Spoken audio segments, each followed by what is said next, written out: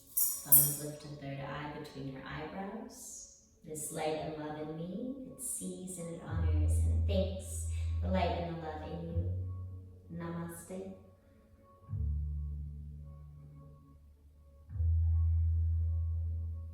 Thank you for joining me and for working with some mantra. And if it's new for you, I encourage you to go with it. You can make a daily practice of it. If you repeat the same one, you take like a 30-day sadhana or 40-day sadhana, or with the lunar cycle, you can make it really powerful in repetition. So you're more than welcome to take that with you and repeat this over and over again. If you have any questions, you can always reach out to me, and I look forward to seeing you tomorrow for day 9.